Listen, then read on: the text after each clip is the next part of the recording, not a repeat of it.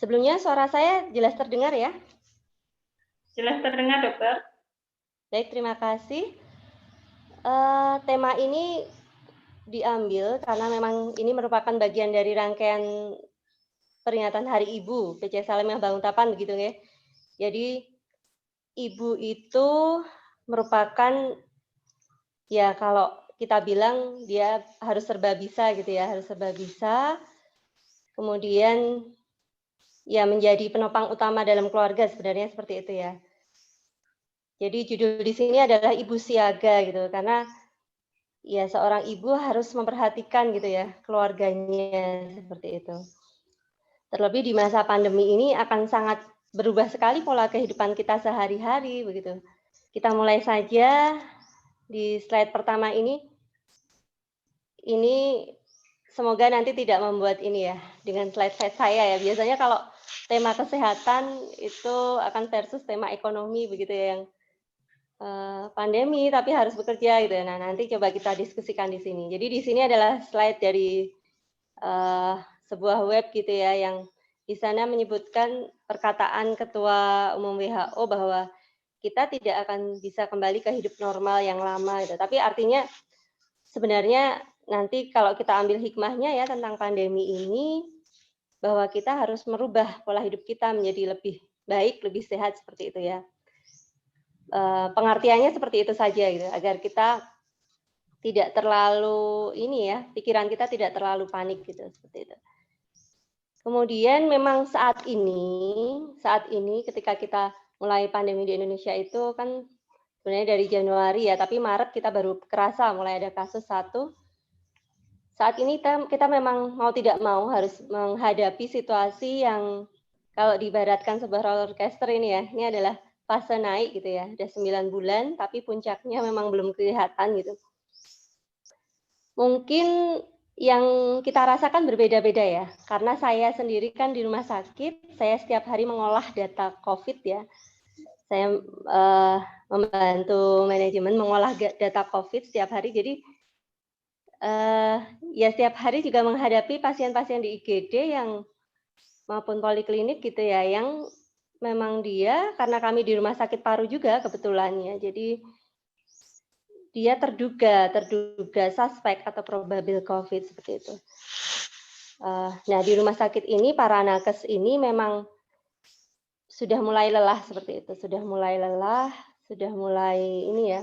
Ada ya kalau yang di rumah sakit besar itu kebetulan rumah sakit kami kecil ya, yang dia itu tidak berani pulang gitu, tidak berani pulang, dia di mes seperti itu ketika misalnya dia habis kontak dengan pasien, dia harus isolasi seperti itu. Dan itu rutin dilakukan begitu ya. Dan selanjutnya kita ingat dulu dari Nabi kita tercinta ya, Rasulullah Muhammad SAW bahwa sebenarnya yang namanya pandemi ini sudah terjadi sejak zaman dahulu kala ya, apalagi zaman Rasulullah kan belum ada vaksin, belum ada sarana kesehatan yang lengkap seperti sekarang, sebenarnya kan seperti itu ya. Jadi Rasulullah sudah mengingatkan kita gitu ya. Paling tidak ada 3 hal gitu, nasihat Rasulullah terkait pandemi. Yang pertama kebersihan adalah sebagian dari iman gitu ya. Kemudian yang hadis kedua dari riwayat Bukhari, bahwa jika kamu mendengar suatu wabah di suatu wilayah, maka janganlah kalian memasukinya jika kita di luar daerah tersebut, dan jika terjadi di tempat kamu berada, maka janganlah kamu meninggalkan tempat itu. Kemudian poin yang ketiga dari nasihat Rasulullah ya, maka tanyakanlah kepada orang yang berilmu jika kamu tidak mengetahuinya. Artinya kita harus hati-hati menyeleksi informasi yang kita dapat selama pandemi dan selama kapanpun gitu ya, kita harus cross check dulu. Dan ada 3 hal besar itu yang kita jadikan pegangan ya, nasihat Rasulullah. Dan kemudian jangan lupa doa yang kita panjatkan ya, Allahumma inni a'udzubika minal barasi wal jununi wal judami wa sayyi'il asqami. Jadi sebagai orang yang beriman ya, kita berpegang ini dulu. Nah, habis ini kita kupas tentang COVID-nya ya, tapi mindset kita sebenarnya harus disamakan dulu, seorang muslim itu kita ikuti tuntunan Rasulullah seperti itu ya. Nah, selanjutnya ini saya ambil dari sebuah buku terbitan penulis anak ya yang sudah banyak di-share di sosmed ya. Di sini gambarnya sih lucu ya, karena itu untuk edukasi anak-anak. Nanti kalau ada yang butuh linknya, boleh gitu ya, saya kasih link e-booknya ini. Siapa sih corona itu ya? Jadi di sini memang ada yang bilang, ini sama saja dengan virus flu biasa gitu ya. Tapi nanti ternyata seiring dengan penelitian-penelitian, ya memang berbeda ya. Dia tidak sekedar influenza biasa ya, karena virus flu itu sangat banyak jumlahnya di kalangan para ahli mikrobiologi. Tapi corona ini menjadi virus flu yang tidak biasa karena dia bisa mempunyai sifat-sifat yang unik gitu ya. Yang bisa menyerang berbagai bagian tubuh ya. Seperti itu. Dan kuncinya adalah ketika kita akan mencegah, nanti kan kita harus mengetahui penularannya atau transmisinya. Di sini ada penularan yang langsung maupun tidak langsung. Langsung itu dari kontak droplet. Droplet itu percikan langsung dari mulut atau hidung orang yang terinfeksi, begitu terus dia menularkan gitu ya. Seperti itu. Kita lihat slide selanjutnya dulu. Jadi untuk coronavirus disease ini yang pertama kali ditemukan di Wuhan ini, memang kalau kita lihat ada 11 gejala yang sudah diteliti para ilmuwan ya. Yang dominan yang adalah yang di bold ini, yang ditulis tebal ini, ada demam, batuk kering, gangguan nafas, dan lemas gitu ya. Tapi yang sering muncul sekarang tanpa gejala banyak, kemudian yang juga sering adalah adanya gangguan penciuman, atau bahasa kita nyebutnya anosmia ya. Gangguan penciuman, jadi tiba-tiba dia kehilangan gangguan penciuman, walaupun kondisi fisiknya bagus ya. Kemudian ini yang sebelah kanan ini adalah gejala pada organ lain, dia bisa bergejala apapun.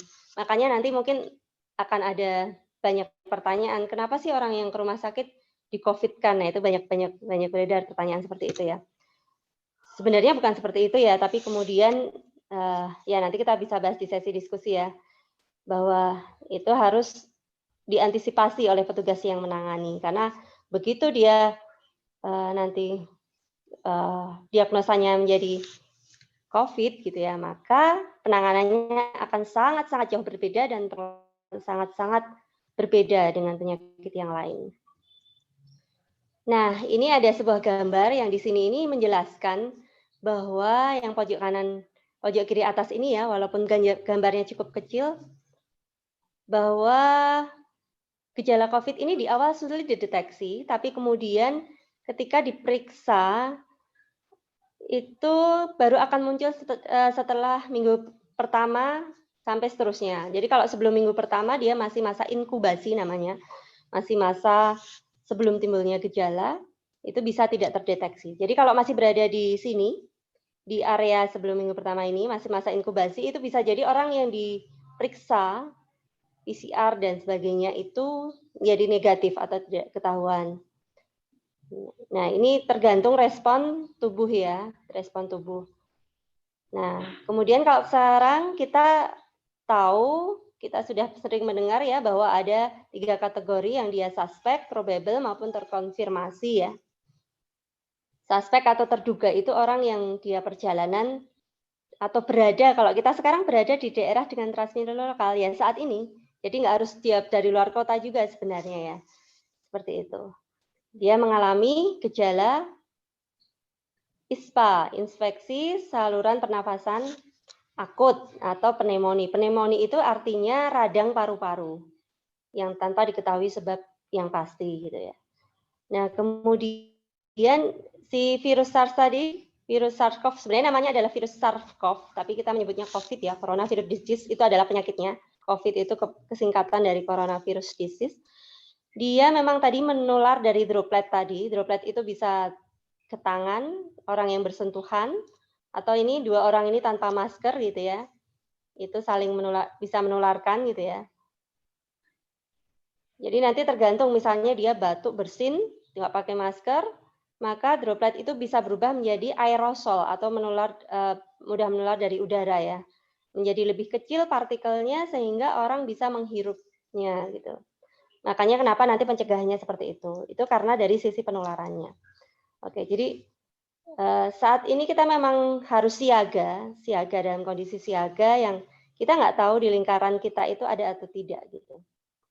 Jadi bisa jadi di lingkaran kita nggak ada, tapi di sekitar lingkaran kita itu orang-orang yang berada di lingkaran kita itu bertemu dengan orang-orang yang terkena. Nah, ini masalahnya kan di sini ya. Jadi kita nggak bisa tahu siapa yang terkena gitu, karena COVID banyak yang tidak ada gejalanya. Jadi jangan sampai ibaratnya kalau dalam Islam itu kan ada rasa takut dan rasa harap ya, khauf dan roja. Nah, rasa takut itulah yang menjadi pengerem kita untuk melakukan atau tidak melakukan sesuatu. Tapi kita harus seimbang gitu ya. Ada rasa harap, kita masih harus optimis seperti itu. Nah, jadi kita tetap harus waspada bahwa di lingkaran kita seperti apa. Nah, ini masih karakter virus ini ya, bahwa dia itu bisa menempel, ini ada keterangannya ya, misalnya di benda apa, sarung tangan, di kertas, di ini itu berapa hari hilangnya. Nanti coba kalau slide yang saya share ke peserta, nanti saya kopaskan yang ini ya, hurufnya lebih kelihatan ya, tapi masing-masing benda memang berbeda-beda. Nah, inilah bermulanya penyebaran virus COVID yang tadinya di Wuhan, tapi ada mobilitas manusia, ada perpindahan tempat gitu ya. Kita lihat di sini menyebar gitu ya, ini gambarnya kayak pelangi bagus banget ya. Tapi memang virus itu dibawa oleh manusia, bukan dibawa oleh benda ya. Kalau dia di benda kan tadi berapa hari udah mati virus itu ya. Tapi yang membawa manusianya, maka ketika ada perpindahan manusia dari satu tempat ke tempat yang lain, dia akan dimungkinkan membawa virus.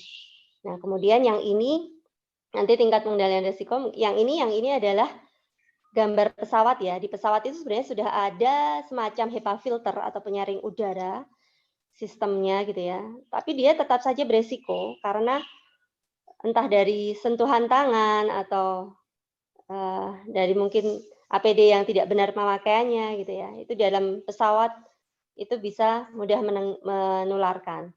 Ini dianalogkan nanti dengan satu mobil, satu kereta api misalnya. Nah, makanya ada protokol di semua transportasi ya. Nah, kemudian kalau kita belajar virus gitu ya, kami dulu belajar di baik S1, S2 itu belajar tentang virus itu sebenarnya ada 3 faktor nanti ya. Apa yang menyebabkan dia itu berubah menjadi jadi tersebar, jadi pandemi. Pandemi itu seluruh dunia. Kalau epidemi itu hanya lokal-lokal saja ya. Nah, ini karena ada 3 faktor. Yang pertama faktor agennya itu sendiri atau virusnya itu sendiri, yang ini bisa bermutasi ya. Jadi virus itu ada 2 jenis, virus yang RNA dan DNA.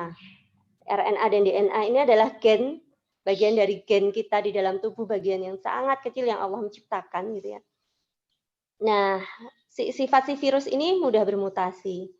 Sehingga bisa jadi di daerah kota A gejalanya berat-berat, waktu itu kan Surabaya ya, Surabaya itu banyak sekali kematian. Sementara kota B, Jogja, waktu itu kan kasusnya ringan banyak. Nah, sekarang dengan mobilitas penduduk, orang Surabaya ke Jogja gitu ya, dan seterusnya itu bisa nyampur gitu ya. Di Jogja sudah macam-macam ya ketika pariwisata juga dibuka gitu ya. Nah, itu faktor agen atau virusnya. Kemudian faktor host. Host itu adalah, ini kalau kita zoom itu kan ada hostnya ya. Nah, ini host itu inang kan artinya ya. Inang. Jadi si inang itu si manusianya ini ya, manusia atau hewan. Jadi kucing bisa, binatang-binatang bisa. Makanya kalau pandemi kita ke kebun binatang hati-hati juga ya. Karena binatang juga bisa tertular COVID. Jadi faktor host itu nanti ada macam-macam juga. Kenapa dia bisa tertular dari agen virusnya tadi, daya tahan tubuh, komorbid, dan sebagainya, atau kurang nutrisi, dan sebagainya, atau kecapean, dan sebagainya. Itu faktor host. Kemudian yang ketiga faktor lingkungan, atau environment, yang dia nanti, kalau kita bicara dari agen, host, dan lingkungan itu, kalau ruangan ventilasinya tertutup, orang berkerumun, tanpa APD, nah itu sudah sangat berisiko seperti itu. Jadi faktor lingkungan inilah yang nanti di media penularannya. Nah, kalau mutasi mungkin saya tidak bisa bercerita banyak karena ini ahli virologi atau mikrobiologi ya yang ini, tapi yang jelas memang virus ini termasuk virus yang mudah bermutasi. Kemudian, nah kita mendengar ini saya ambil dari Instagram Pandemic Talks ya, cukup update Instagram ini tentang klaster keluarga gitu ya. Jadi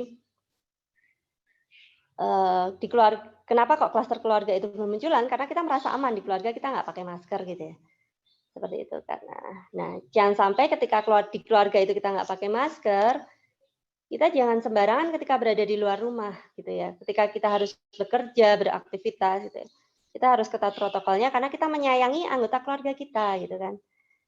Jangan sampai ketika kita tidak tertib di luar rumah, terus kemudian kita pulang di keluarga kita ada anak-anak, ada orang tua kita yang lansia, yang dengan komorbid, terus kita menjadi sumber penularannya. Gitu. Nah itu yang harus kita pegang gitu. Nah kemudian ini memang tadi ya, di sini ada grading resiko dari yang sangat tinggi sampai yang sangat rendah. Di sini juga ya, di sini ada yang zona merahnya sangat karena berkerumun ya. Nah ini ada yang gambar sepeda ini ya. Kalau sepedaannya sendiri pakai masker gitu itu masih aman. Sekarang banyak yang bersepeda gitu kan. Terus ini hindari kerumunan ya. Terus ini kemudian kebutuhan untuk vaksin. Nanti kita bisa bicara tentang vaksin juga ya. Nah, ini tadi faktor lingkungan tadi. Kita harus ngafalin dan menerapkan ya. Jadi memahami dan menerapkan tentang PDJ ini ya. PDJ sama 3M.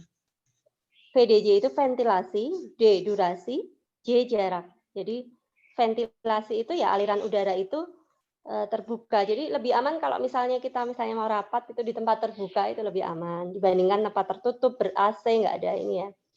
Durasi kalau kita bertemu lama-lama dengan yang sebentar itu lebih aman yang sebentar. Karena nanti kalau di definisi kontak erat itu adalah orang yang bertemu tanpa menggunakan APD, masker dan sebagainya, dan dia jaraknya juga tidak dijaga selama 15 menit. Jadi kalau udah 15 menit ke atas itu sudah masuk kontak erat gitu ya. Kemudian 3M. 3M ada yang menyebut 4M ya, memakai masker, mencuci tangan, menjaga jarak dan menghindari kerumunan. Itu sudah sering banget kita dengar ya. Terus kemudian kapan waktu penting untuk cuci tangan? Jawabannya adalah sesering mungkin. Di sini ada setelah, sebelum gitu ya. Tapi sesering mungkin. Ketika tangan kita merasa kotor, kita cuci tangan. Kalau kotor sekali, lebih baik pakai air mengalir dengan sabun. Kalau hand sanitizer pun boleh ya, seperti itu. Jadi nanti ada pencegahan COVID itu di pribadi maupun masyarakat. Awalnya dari apa sih proses penularannya, dari situ kita bagaimana cara mencegahnya. Kuncinya itu ya, seperti itu. Mungkin slide ini tidak terlalu jelas. Nah ini 6 alasan penting tetap di rumah. Karena kalau di rumah kita akan mengurangi kontak langsung, mengurangi penyebaran virus gitu ya, mengurangi jumlah yang sakit, mengurangi beban tenaga kesehatan, melindungi mereka yang rentan, komorbid dan sebagainya, dan memutus rantai penularan. Tetapi ketika kita harus berada di luar rumah, pasti kan kadang-kadang ya saya merasa kadang kok dibenturkan antara ekonomi dan kesehatan gitu ya. Ya ini psikis saya sebagai seorang tenaga kesehatan ya. Silakan gitu ya, silakan kita tetap bekerja, tetap seperti biasa, tetapi kita harus merubah kebiasaan kita sehari-hari sesuai protokol. Itu sih kuncinya sebenarnya seperti itu. Bukan berarti terus nggak boleh. Kalau kita ke masjid, boleh, silakan protokolnya. Asal protokolnya jalan. Kalau kira-kira masjidnya protokolnya yang nggak jalan, ya kita tahan dulu gitu. Daripada beresiko ya. Nah ini contoh-contoh gambar aktivitas yang sering kita lihat ya. Ini dari Instagram Prokami, kebetulan saya di Prokami ya. Apa yang harus kita bawa ya, hand wash dan sebagainya.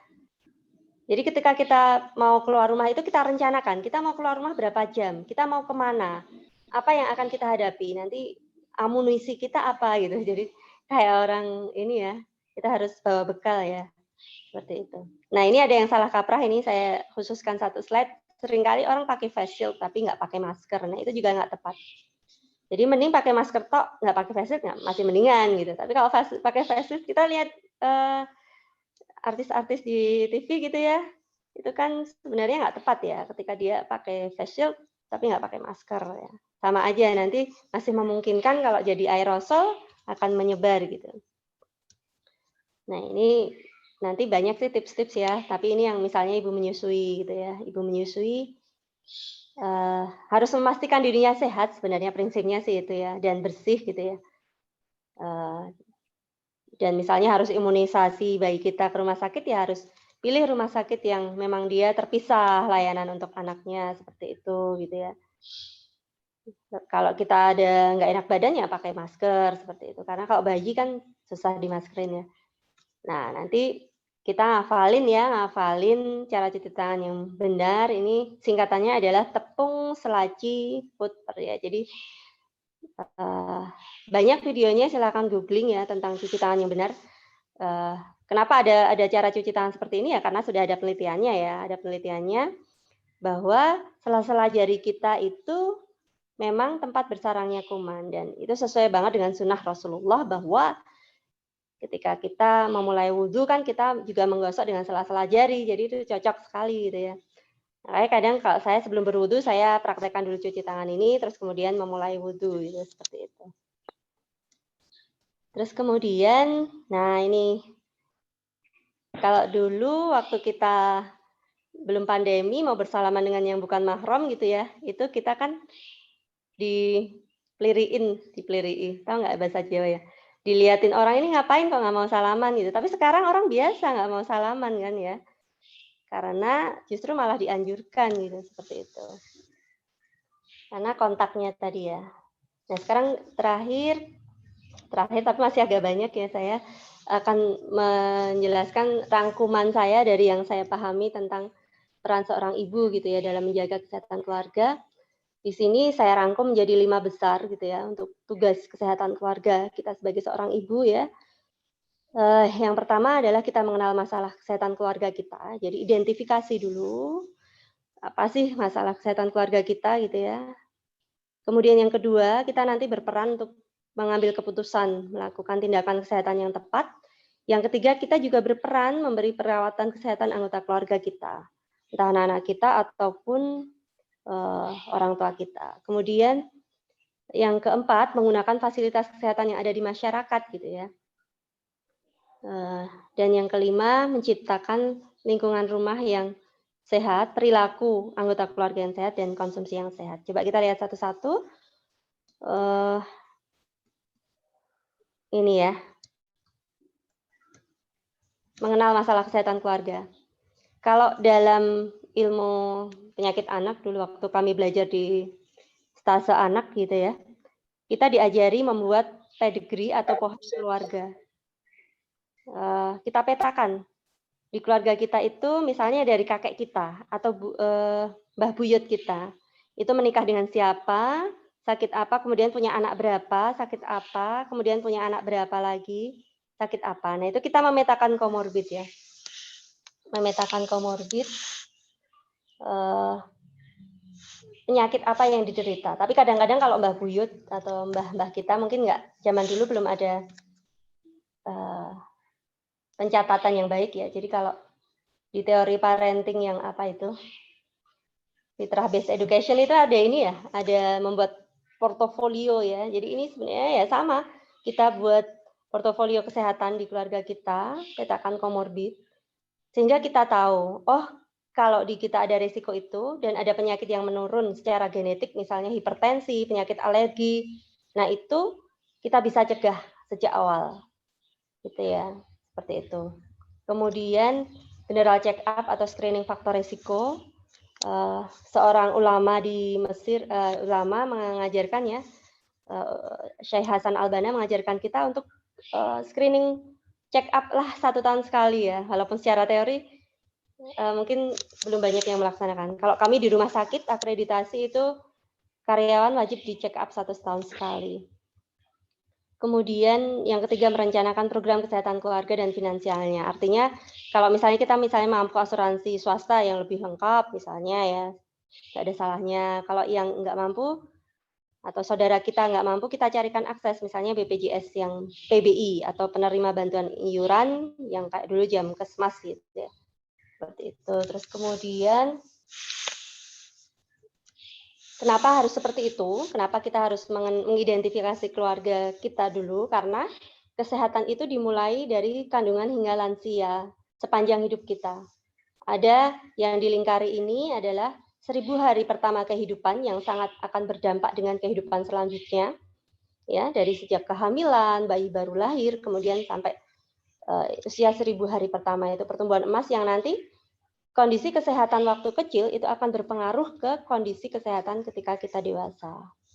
Nah, seperti ini.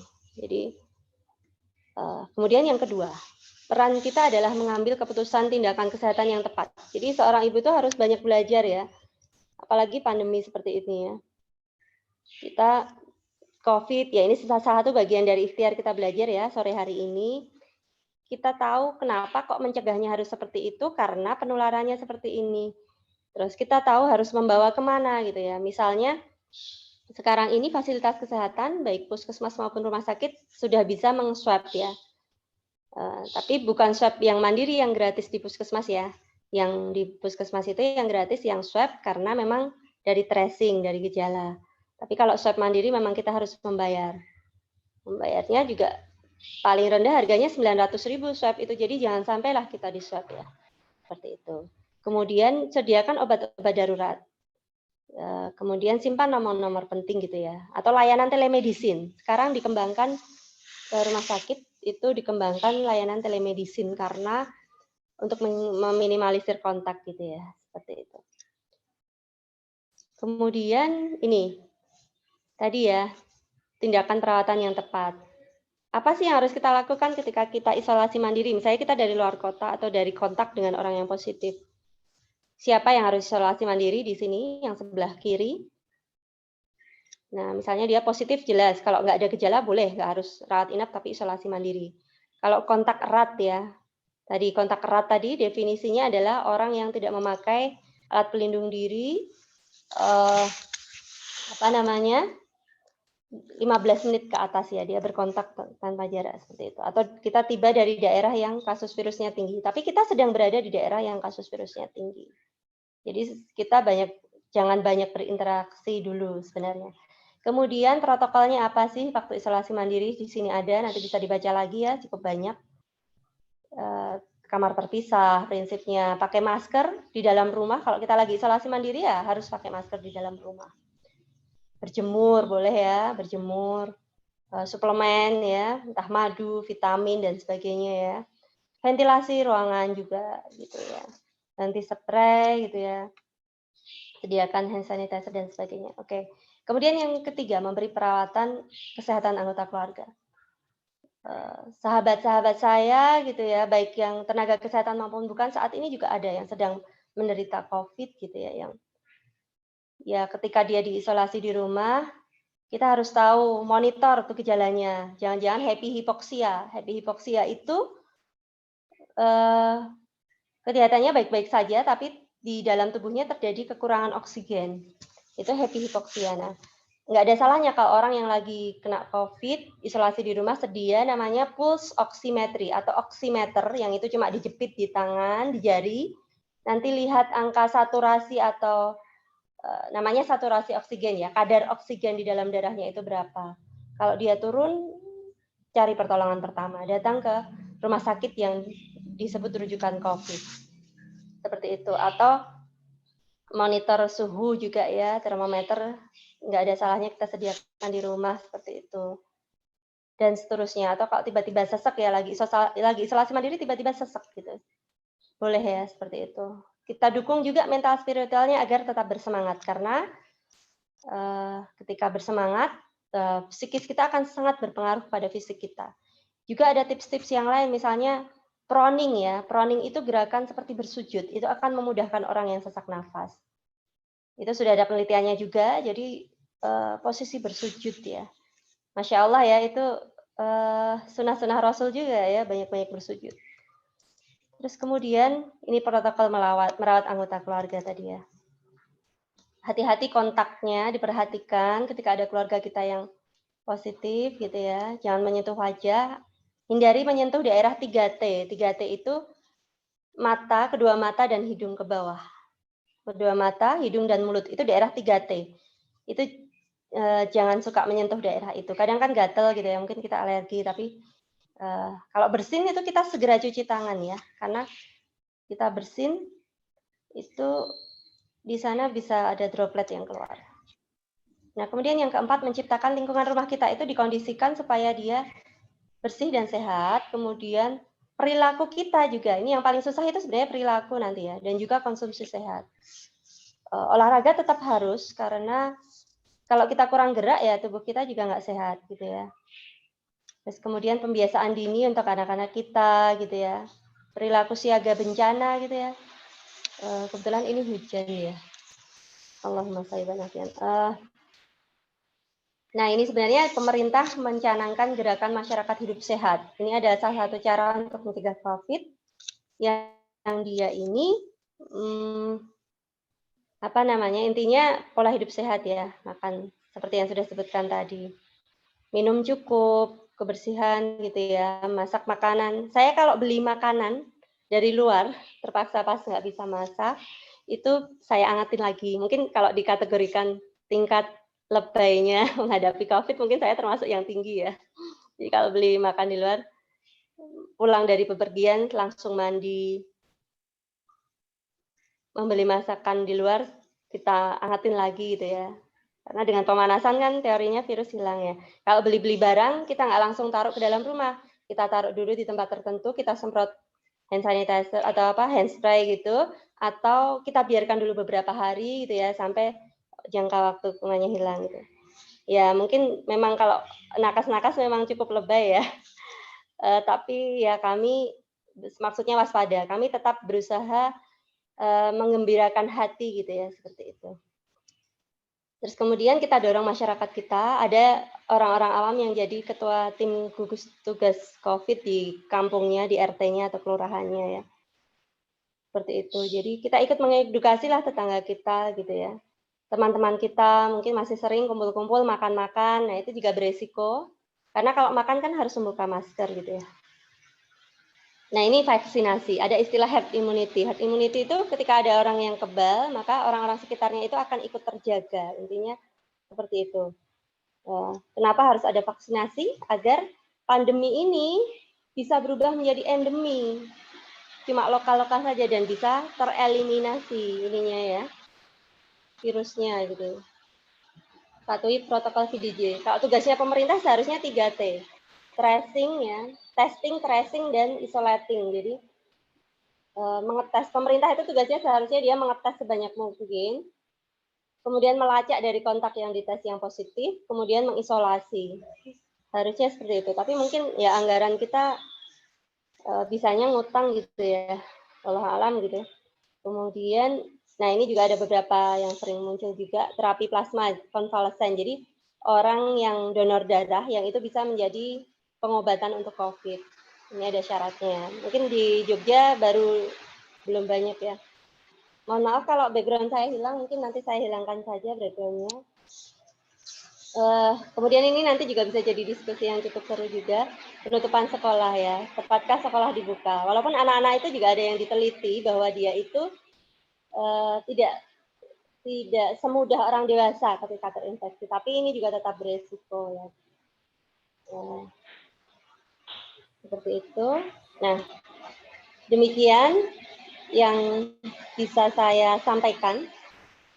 Barangkali ada pertanyaan, ada diskusi, kami persilahkan, dan waktu kami serahkan kembali kepada MC atau moderator.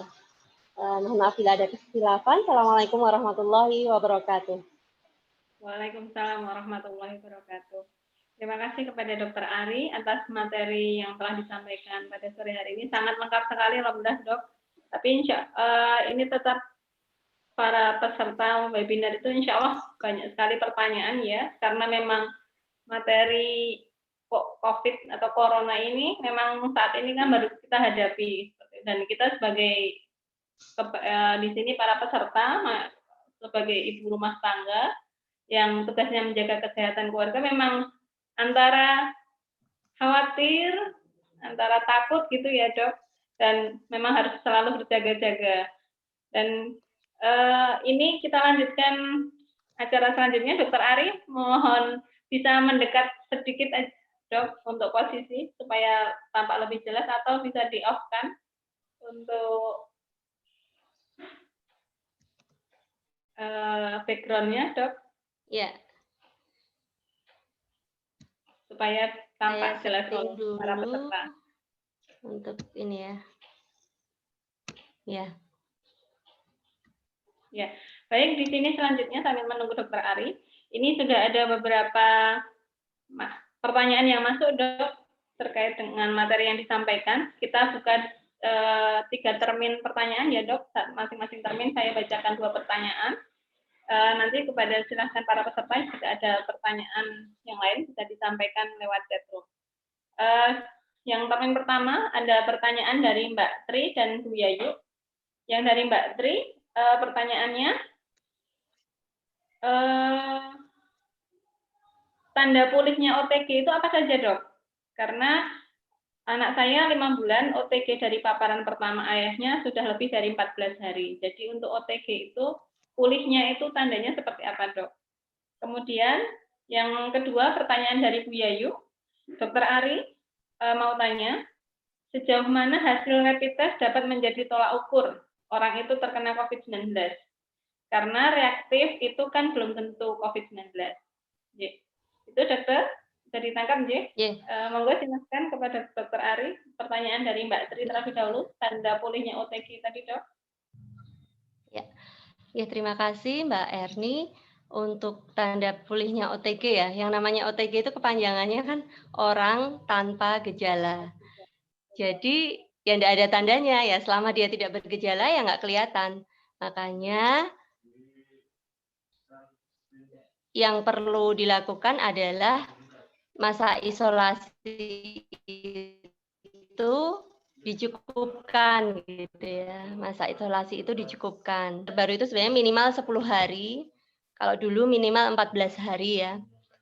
Tapi kemudian memang karena tidak ada gejala itu tadi ya sudah, setelah isolasi ya waspada aja protokol. Kalau masih belum nyaman, masih ragu-ragu, ya udah pakai masker gitu.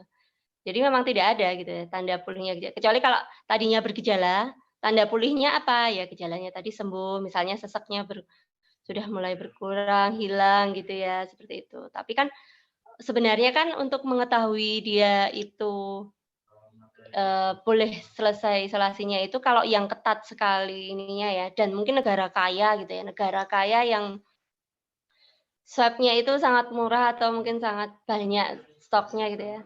Kalau orang itu terinfeksi di awal kan karena swab ya, swab-nya positif. Nah, nanti terus isolasi dia harus dicek ulang gitu. Kalau orang yang positif itu kan sebenarnya ada cek berkala sebelum dia boleh lepas dari isolasi. Dia di-swab ulang di akhir sehingga negatif selama 2 kali atau berapa gitu ya, ada kriterianya itu diperbolehkan menyelesaikan isolasi mandiri. Tapi ketika mungkin kita harus berbagi gitu ya dengan se-Indonesia gitu ya untuk swab gitu. Jadi ya sudah gitu. Dicukupkan saja isolasi mandirinya. Itu untuk jawaban pertama saya. Begitu nggih? Untuk yang kedua tadi apa nggih? Yang kedua pertanyaan dari Bu Yayu tentang sejauh mana hasil rapid test itu bisa menjadi tolak ukur, Dok. Karena untuk hasil rapid test reaktif kan belum tentu COVID-19 atau bagaimana, Dok, ini tentang rapid test, Dok? Ya, rapid test sudah sering dibahas ya. Jadi rapid itu kan artinya cepat, tes cepat ya. Rapid test yang sekarang harganya ada yang paling murah itu 40.000 ya. Kalau dulu kan mahal ya. Kalau harga pemerintah maksim 120 atau 150.000 gitu ya. Atau di stasiun itu ada yang 90.000 atau berapa ya. Itu artinya tes cepat yang diperiksa adalah antibodi atau daya tahan. Jadi dalam tubuh kita punya daya tahan namanya imunoglobulin.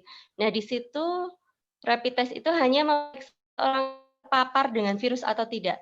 Masalah virusnya apa, kita nggak tahu. Gitu. Jadi cuma dia itu terpapar atau tidak. Kalaupun reaktif, jadi hasilnya itu bukan positif negatif ya, kalau rapid test itu reaktif dan non reaktif. Kalau dia reaktif, itu artinya kita terpapar virus. Misalnya orang kena dengue, demam pada masa pandemi, demam berdarah ya. Dia di rapid test, bisa jadi dia rapid testnya reaktif karena dia terpapar virus demam berdarah, virus Aedes aegypti. Nah, jadi rapid test itu memang akhirnya disepakati tidak bisa menjadi diagnosa, dia hanya screening.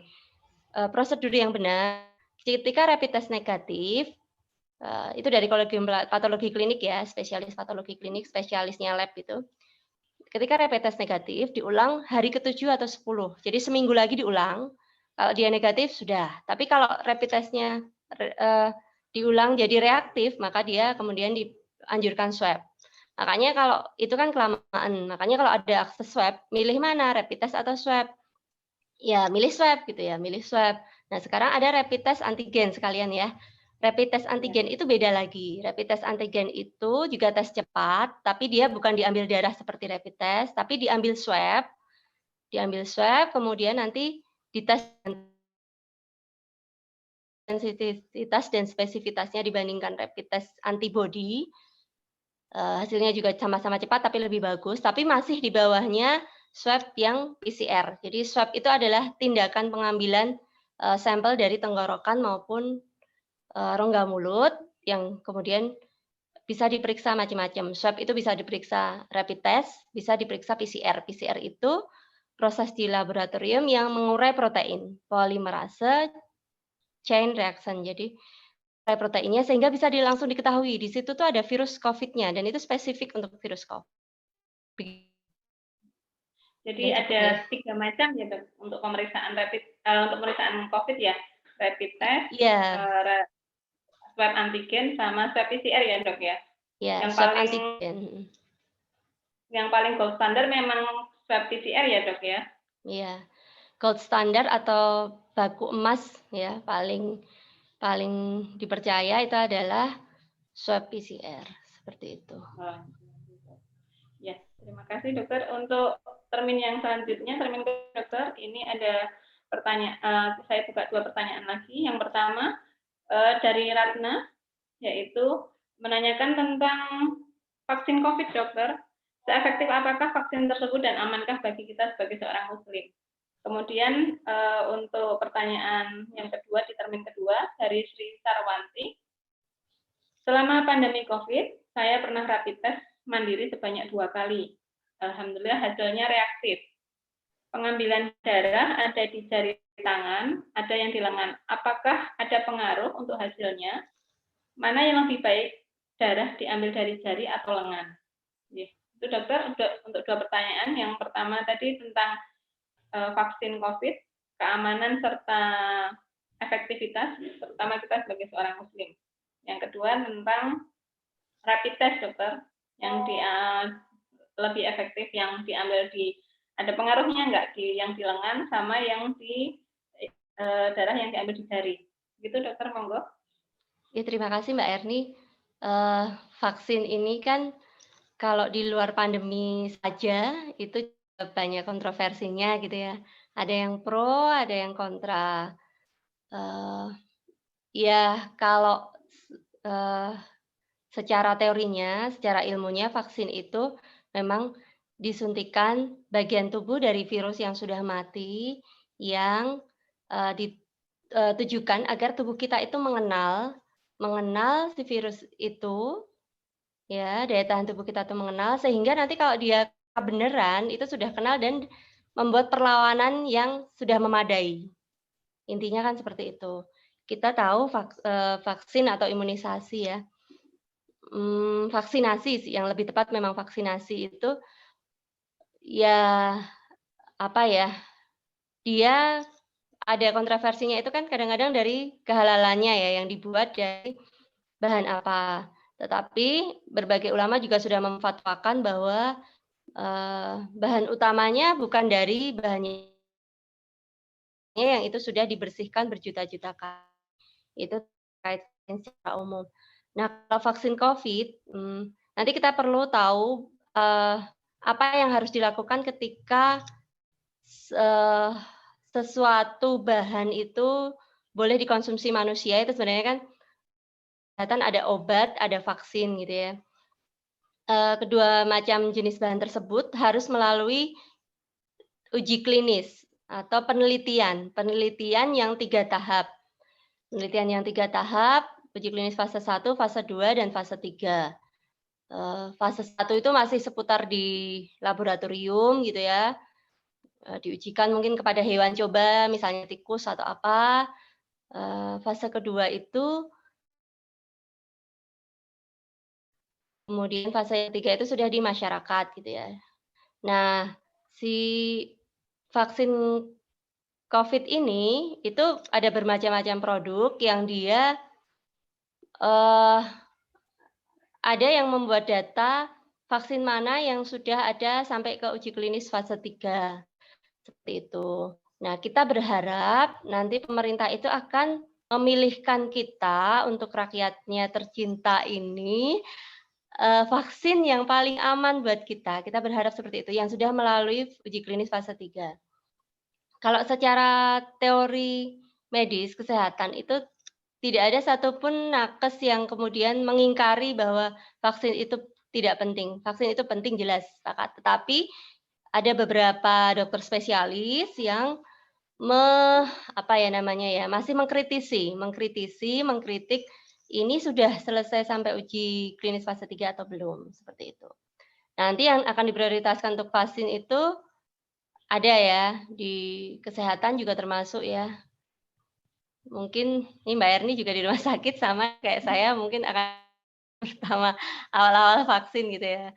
Wallahu alam ya, kalau kalau ininya ya, kalau insya Allah sih ini ya, ketika kita ketika sudah ada ahli yang memfatwakan seperti itu dan sebagainya, maka kita sebagai orang awam, boleh mengikuti fatwa tersebut. Artinya, eee, ketika itu sudah melalui serangkaian penelitian dan sebagainya, maka vaksin itu akan bermanfaat bagi kita untuk mengeliminasi pandemi. Jadi, ketika ada orang yang sudah mempunyai kekebalan, kemudian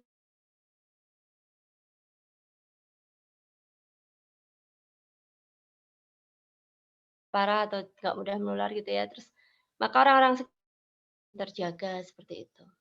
Itu kalau dari pendapat pribadi saya seperti itu ya, tentang vaksin. Kemudian yang kedua tadi tentang pengambilan darah untuk rapid test antibody tadi ya, ada di jari maupun di ini sama saja. Sama saja, tidak ada masalah, tidak usah khawatir ya. Mungkin memang yang kita butuhkan itu psikolog-psikolog ini ya, yang untuk menenangkan kita. Jadi Salimah juga kemarin sudah ada webinar bersama seorang psikolog gitu ya. Tetapi ya, kita sebagai seorang muslim juga kita punya pegangan ya, ada Allah gitu ya, kita bisa menenangkan hati kita gitu, seperti itu. Begitu Mbak Erni? Ya, baik dokter, untuk termin yang selanjutnya yang ketiga ini sudah ada 3 pertanyaan, tapi satu pertanyaan mirip dok, ini yang tentang vaksin tadi ya. Jadi dari Mbak Uni menanyakan tentang banyaknya jenis vaksin, apakah aman vaksin ada di Indonesia? Tadi sudah terjawab, ya dok. Untuk pertanyaan yang selanjutnya ada 2 pertanyaan lagi dokter dari Mbak Sofi Rahayu. Pertanyaannya adalah, kenapa orang berstigma negatif dengan orang positif? Sehingga penderita dan yang akan menanti hasil tes sangat stres dan khawatir, dok. Ini memang biasanya memang secara psikologis ini memang yang tidak positif pun kita juga udah was-was ya, dok. Apalagi yang sudah setelah menanti hasil swab ataupun sudah keluar hasilnya memang mungkin tingkat stresnya lebih kayak gitu. Apakah benar jika murni COVID itu tidak mungkin meninggal, dan hanya yang terkena COVID plus penyakit lain yang bisa sampai meninggal? Jadi maksudnya, apakah keparahan dari virus COVID ini apakah sangat berbahaya hanya pada pasien-pasien yang dengan penyakit penyerta, dok, dengan komorbid?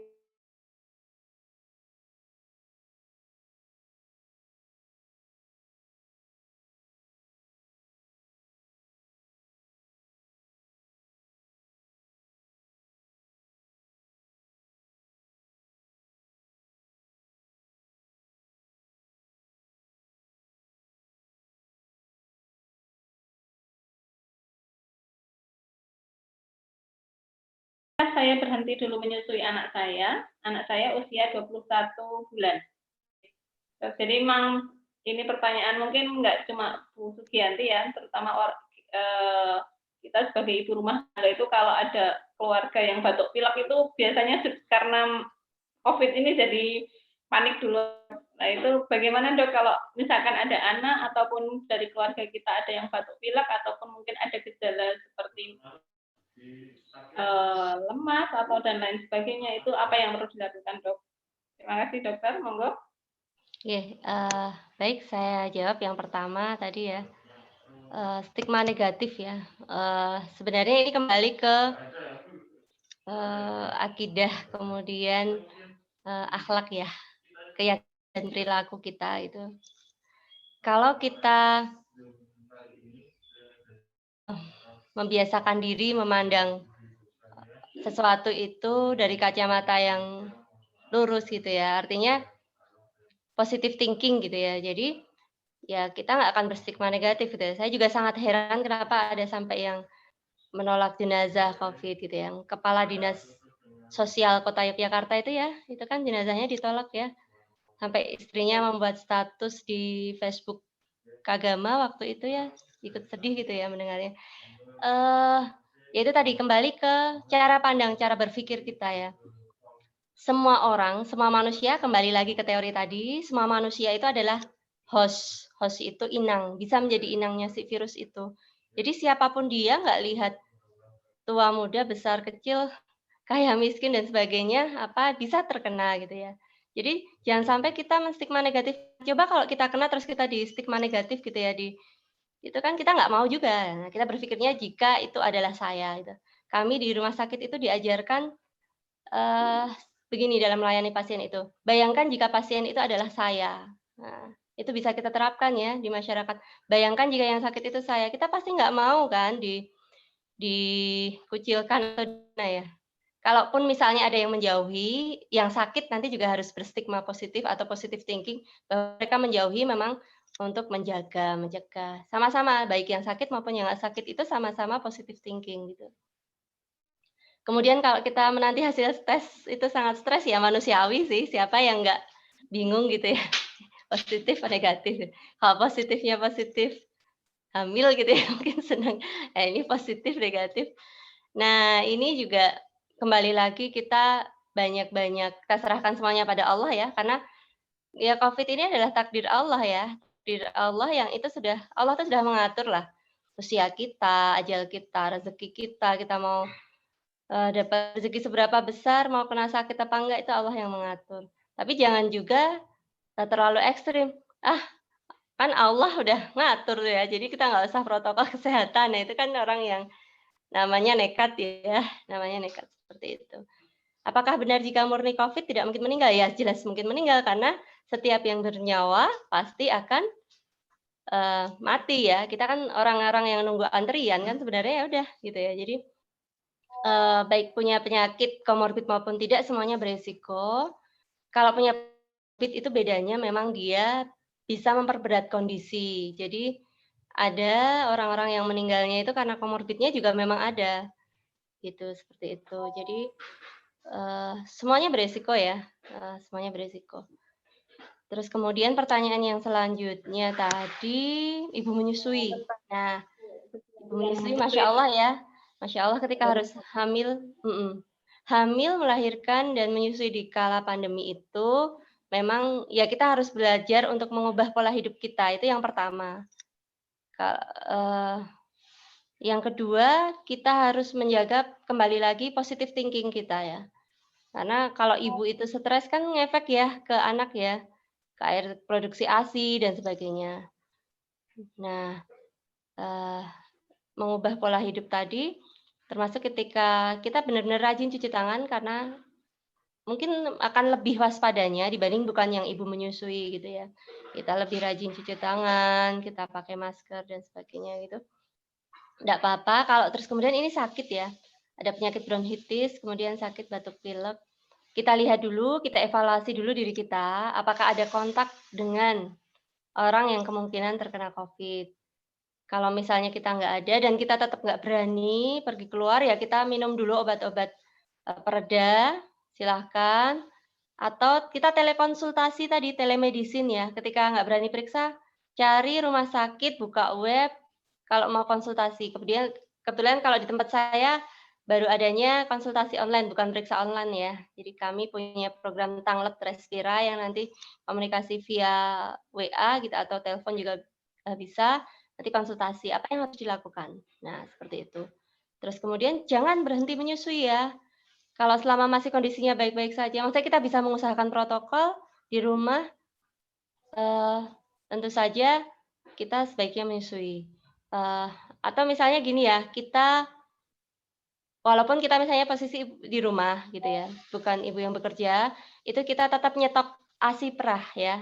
ASI perah itu mungkin tipsnya seperti itu, kita tetap stok ASI perah, jadi sewaktu-waktu misalnya kita nggak enak badan, kita nggak berani, benar, takut gitu ya, nanti anak kita latih untuk minum ASI perah, entah dari disendokin atau dengan botol gitu ya. Itu kita latih, jadi kita harus buat, plan A, plan B ya. Kalau misalnya Masya Allah gitu ya, kita tidak berdoa untuk terkena itu, tapi kita jaga-jaga, kita siapkan ASI perah, itu salah satu tipsnya seperti itu. Demikian. Ya, Dok. Jadi kalau misalkan ada yang batuk pilek itu kita usahakan mencari kalau bisa pengobatannya kalau bisa tanya dokter lewat online gitu ya, Dok ya. Jadi Iya. kalau ataupun kalau memang ada gejala untuk memeriksakan ke klinik ataupun ke rumah sakit bagaimana, Dok? Apakah bisa menjadi opsi, Ya, Dok? bisa. Jadi ini ibunya kan ya yang tadi ada gejalanya ya. Kan bisa dengan protokol ya, nanti dengan protokol tetap periksa, itu kemudian kalau memang misalnya nanti ya, misalnya nih, ceritanya terus dia ada mengarah ke Covid gitu kan, ya sudah tetap ini aja, itu tadi bisa milih mau tetap menyusui tapi dengan protokol yang ketat atau sementara itu tadi, pakai ASI perah ya. Kasihan kalau sampai berhenti menyusui, masih ada cara yang lain ya. Jadi seorang seorang ibu menyusui itu kan harus, cari berbagai cara gitu ya, bagaimana agar anaknya itu tercukupi ASI-nya, begitu. Nah, baik dokter. Ini karena masih ada waktu 10 menit, kurang lebih dokter, ini masih ada 3 pertanyaan. Bagaimana dokter? Mau dilanjutkan mungkin sebentar ya dok? Untuk Iya pertanyaan iya. terakhir. Untuk pertanyaan dari Mbak Nur A, bagaimana kasus reinfeksi dok? Apakah masih ada kemungkinan terjadi kasus reinfeksi? Kemudian apa penyebabnya?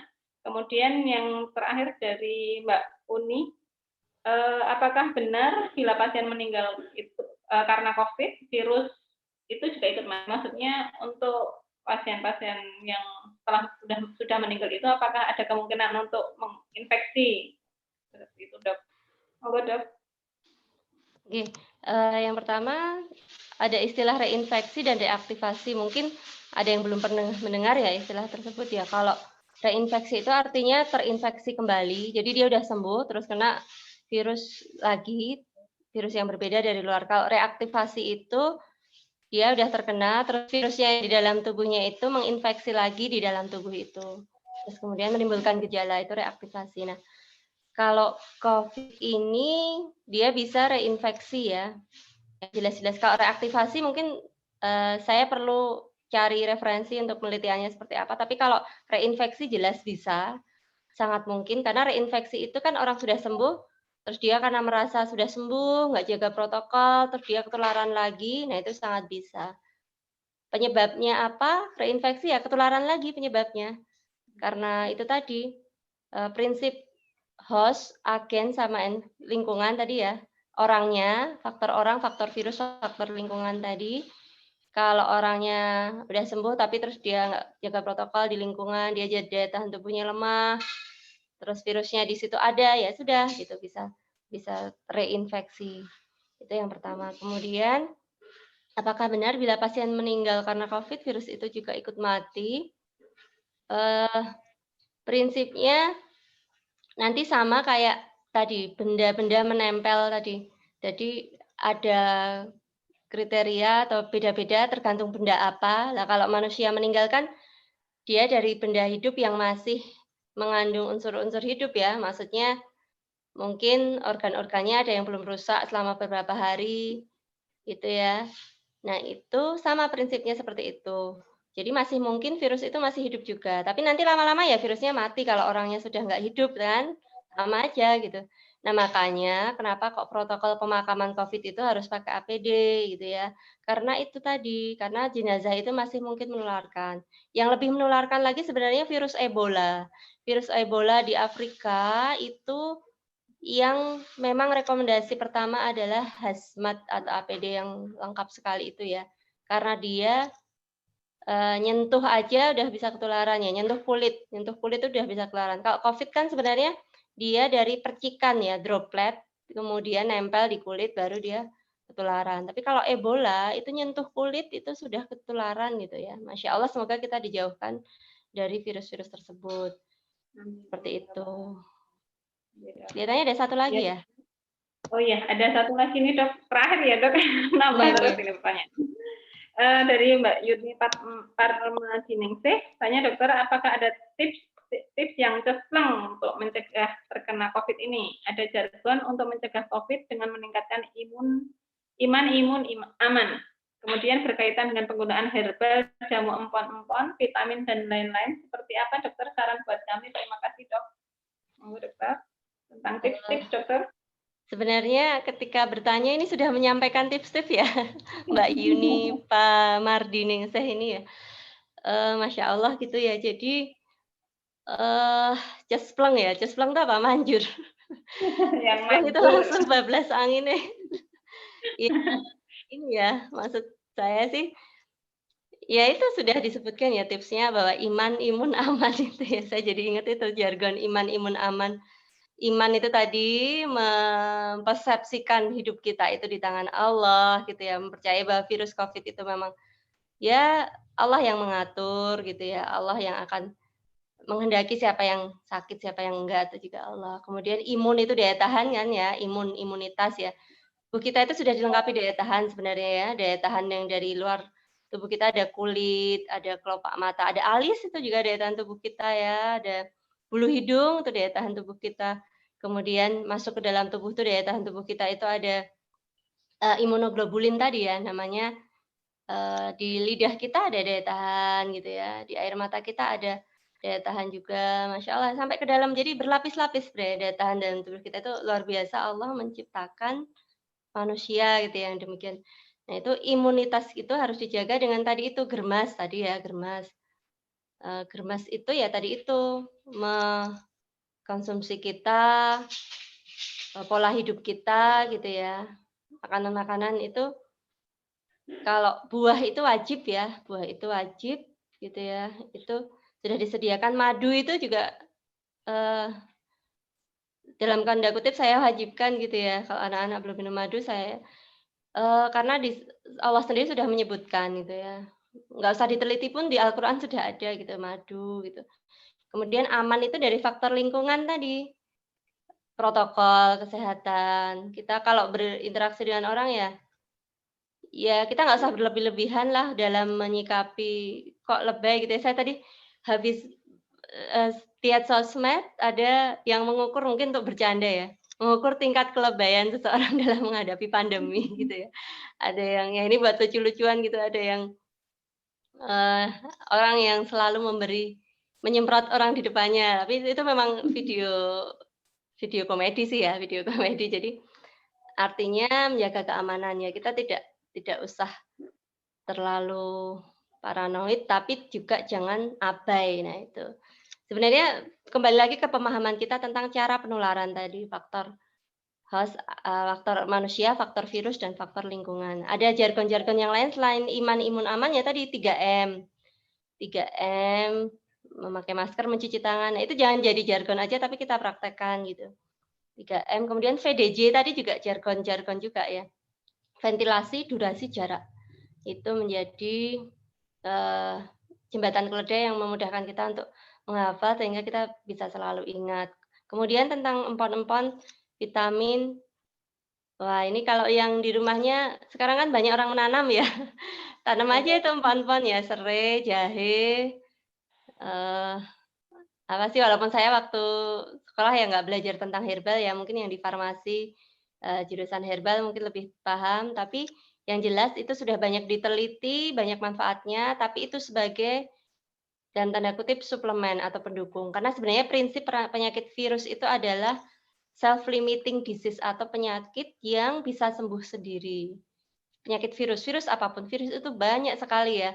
Kadang-kadang kan sekarang kalau semua fokus ke COVID, jadi pada lupa imunisasi, jadi pada lupa kalau ada TBC, jadi pada lupa kalau ada penyakit-penyakit lain yang penyakit yang mungkin tidak menular juga ya, jantung, hipertensi, jadi nggak pernah kontrol gulanya, nggak pernah periksa. Jangan sampai seperti itu, karena nanti justru akan, bumerang ya ketika, eee, bermacam-macam penyakit. Indonesia itu kan negara tropis yang banyak yang pola perilakunya manusianya itu kan banyak yang ngeyel, jadi beban penyakitnya double-double, penyakit menular dan penyakit tidak menular gitu ya. Penyakit tidak menular dari perilaku, pola makan dan sebagainya. Penyakit menular karena negara tropis itu gampang virus itu hidup gitu ya, kayak TBC gitu kan, itu tetap bisa. Jadi jangan sampai apa yang diprogramkan pemerintah juga amburadul ya, maksudnya program kesehatan maksud saya yang mengantisipasi TBC, mengantisipasi ada imunisasi ya, program imunisasi, diare dan sebagainya.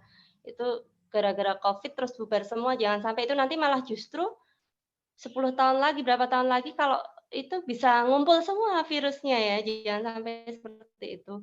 Jadi empon-empon vitamin itu silahkan ya, tapi tetap sesuai dosis ya, kadang-kadang orang, "Wah herbal," jadi nggak kenal dosis. Tetap kita cari tahu ilmunya atau konsultasi ke ahlinya, dosisnya seberapa sih, jangan sampai berlebihan terus malah mengganggu ginjal. Misalnya kan ada ya orang yang minum herbal, akibatnya ginjalnya terganggu, itu ada. Jadi prinsipnya ya udah jaga iman, imun aman, 3M, VDJ, apalagi ya, positive thinking tadi intinya ya.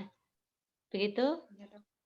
Ya. Ada yang terlewat boleh mungkin bisa di Ini masih ada 2 pertanyaan, tapi karena waktunya sudah habis, ini jadi mohon maaf nanti bisa kita dijawab di grup WA ya, Dok, nanti karena waktu sudah menunjukkan pukul hampir pukul Oke, 17. insyaallah nanti saya ikut masuk ke grup WA-nya. Jawab di grup WA. Untuk selanjutnya, silakan untuk Dokter Ari sebagai penutup, kami berikan waktu untuk close statement, Dok. Mungkin Dokter Ari mau menyampaikan pesan kepada kami para peserta webinar. Monggo silakan, Dokter. Ya, bismillahirrahmanirrahim. Ibu-ibu muslimah semua yang sholihah dimanapun berada ya. Jadi kita ini tidak bisa lepas dari takdir Allah ya. Jadi itu yang pertama kita pahami bahwa kita hidup di era yang harus menjaga anak-anak dan keluarga kita. Itulah yang kita pikirkan itu sajalah. Kita nggak usah berpikir, ah, ya kita tetap tahu tapi jangan membuat itu menjadi kita stres ya. Jadi kalau closing statement itu singkat ya, nyun sewu.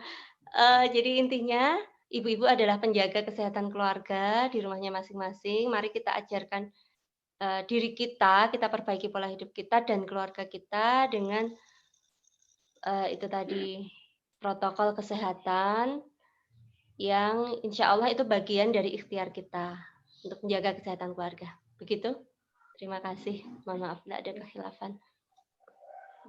Kami ucapkan jazakallah khair pada Dr. Ari atas materi yang telah disampaikan pada sore hari ini. Insya Allah sangat bermanfaat sekali, Dokter, dan semoga kita semua sebagai ibu rumah tangga, ibu yang ada di rumah yang menjaga ketahanan kesehatan keluarga bisa menularkan ya, Dok, menularkan kepada seluruh anggota keluarga harapannya, karena nggak bisa sendiri ya, Dok, ini cuma dilakukan oleh seorang ibu, tapi memang harus dilakukan oleh seluruh anggota keluarga. Baik, Dokter, terima kasih kami ucapkan sekali lagi, Dokter. Kami mohon maaf untuk segala kesalahan, dan untuk para peserta webinar, sebelum kami tutup, ada beberapa pengumuman. Yang pertama, jangan lupa kepada para peserta webinar yang belum mengisikan daftar hadir, kan untuk sertifikat untuk bisa mengisikan daftar hadir pada link yang sudah dibagikan oleh panitia di chat room. Kemudian yang kedua, di sini mungkin ini para peserta webinar sudah menunggu di akhir acara ini ada pengumuman penerima door prize. Di sini sudah kita dari panitia sudah mengeluarkan 3 nama pemenang door prize. Saya bacakan, Jik. Untuk yang pertama, untuk peserta hadir pertama kali, yaitu diberikan panitia kepada Ibu Sofi Rahayu. Selamat kepada Ibu Sofi Rahayu. Kemudian untuk peserta dengan penanya terbaik yang pertama, yaitu kepada Ibu Uni. Kemudian yang ketiga, door prize yang ketiga yaitu diberikan kepada untuk penanya terbaik kedua itu diberikan kepada Ibu Sugiyanti. Ya, Ibu Rahayu, Ibu Uni dan Ibu Sugiyanti. Nanti dari pihak panitia insya Allah akan menghubungi Ibu. Nanti ada door prize berupa voucher belanja dan voucher atau voucher pulsa. Nanti akan dihubungi setelah acara. Baik. Untuk sebelum kita tutup, mungkin Anda sesi foto dulu ya, Dr. Ari, Mas, sama-sama bergabung. Ada sesi foto dulu. Monggo silahkan untuk host untuk bersiap. Monggo Ibu-ibu para peserta webinar bisa membuka kamera terlebih dahulu untuk bisa ikut berfoto.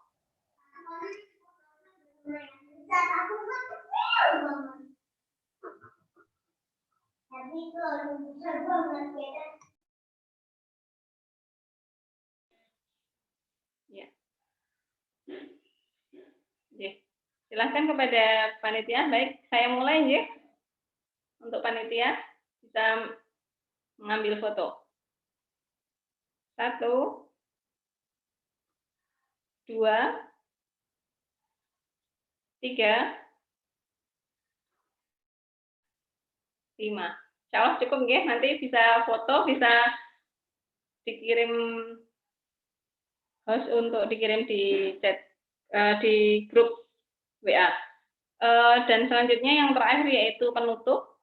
Sebelum saya tutup, di sini saya selaku MC mengucapkan terima kasih sekali kepada seluruh peserta webinar atas keaktifan pada webinar pada sore hari ini, dan saya sebagai MC mohon maaf sedalam-dalamnya bila dalam saya membawakan acara pada sore hari ini terdapat banyak kekhilafan.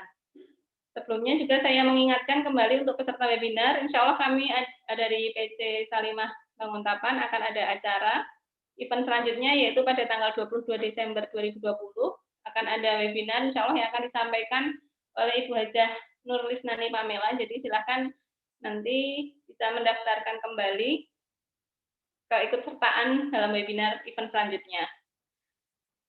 Baik, marilah untuk terakhir kali kita tutup kegiatan kita pada sore hari ini dengan membaca doa penutup majelis bersama-sama. Subhanakallahumma wa bihamdika asyhadu an la ilaha illa anta astaghfiruka wa atubu ilaik. Alhamdulillahirabbil alamin. Jadi saya cukupkan sekian. Assalamualaikum warahmatullahi wabarakatuh. Waalaikumsalam warahmatullahi wabarakatuh. Terima kasih Ibu-ibu semuanya. Terima kasih Bu Ari, Mbak Erni. Sama-sama Bu Ina, Mbak Erni dan teman-teman semua. Terima kasih. Aku mau buat ibu.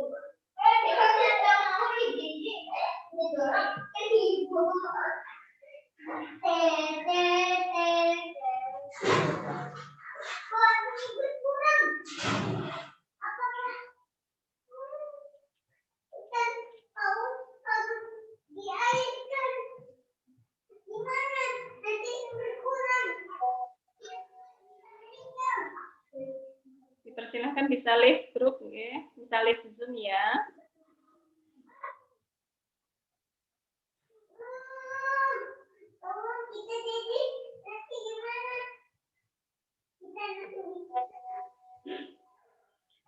Bu,